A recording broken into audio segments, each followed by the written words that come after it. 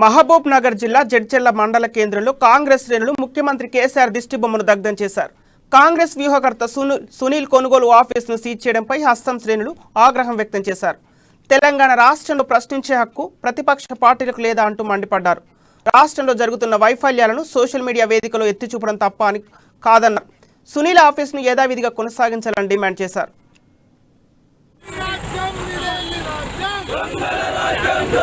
రాజ్యం